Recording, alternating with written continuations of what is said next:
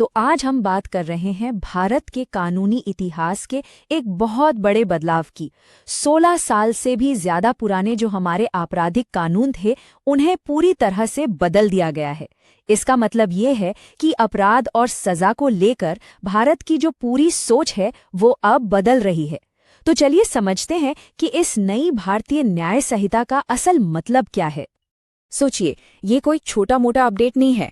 हम 163 साल पुराने कानून की बात कर रहे हैं। ये वो कानून है जो तब बना था जब भारत पर ब्रिटिश राज था और दुनिया आज से बिल्कुल अलग थी। सिर्फ इस एक बात से ही अंदाजा लगाया जा सकता है कि यह बदलाव कितना बड़ा और ऐतिहासिक है। तो इस पूरे विश्लेषण में हम क्या क्या देखने वाले हैं? सबसे पहले इस नए कानून को समझेंगे, फिर महिलाओं और बच्चों की सुरक्षा पर इसके असर को देखेंगे। हम राजद्रोह जैसे विवादित कानून पर भी बात करेंगे, पुराने और नए कोड की तुलना करेंगे और आखिर में देखेंगे कि आगे क्या होने वाला है। तो चलिए सबसे पहले इस बदलाव की बुनियाद को ही समझते हैं कि हम भारतीय दंड संहिता यानी आईपीसी से भारतीय न्याय संहिता यानी बीएनएस तक का ये सफर कैसे तय कर रहे हैं। यहाँ पर दो अलग अलग युग आमने सामने हैं। एक तरफ है 1860 का भारतीय दंड संहिता, जो ब्रिटिश शासन की एक निशानी है, और दूसरी तरफ है 2023 की भारतीय न्याय संहिता, जो एक स्वतंत्र भारत की नई कानूनी पहचान बनाने का दावा करती है। ये सिर्फ नाम का बदलाव नहीं है, बल्कि इसके पीछे एक पूरी सोच को बदलने की कोशिश है। अच्छा, अब आते हैं इस कानून के उस हिस्से पर जिसे सरकार इसकी सबसे बड़ी उपलब्धियों में से एक बता रही है। दावा यह है कि महिलाओं और बच्चों की सुरक्षा अब एक नई और घोषित प्राथमिकता है। चलिए देखते हैं कि इसका जमीन पर मतलब क्या निकलता है।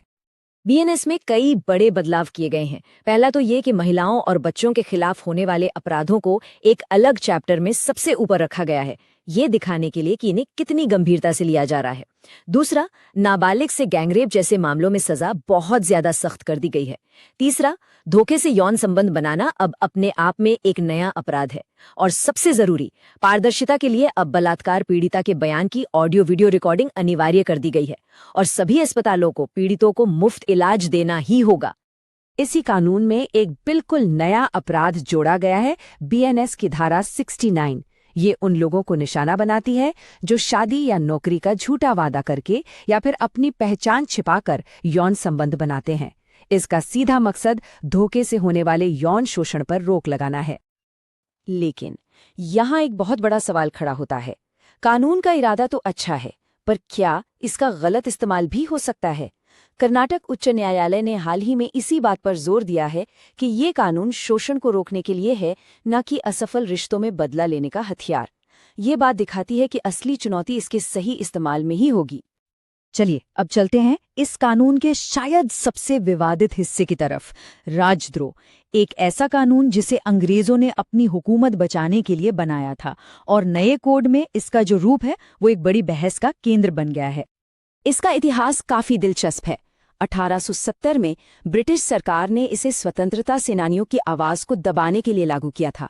इसी कानून के तहत महात्मा गांधी पर भी मुकदमा चला। 1962 में सुप्रीम कोर्ट ने इसे बनाए तो रखा, पर यह भी साफ कर दिया कि ये तभी लागू होगा जब कोई हिंसा भड़काए। और अब 2023 में बीएनएस ने इस धारा को आधिकारिक तौर पर हटा दिया है। इस कानून का विरोध कितना पुराना है, इसका अंदाजा इसी बात से लगाइए। 1922 में खुद महात्मा गांधी ने इसे नागरिक की स्वतंत्रता को दबाने वाला सबसे खतरनाक हथियार कहा था।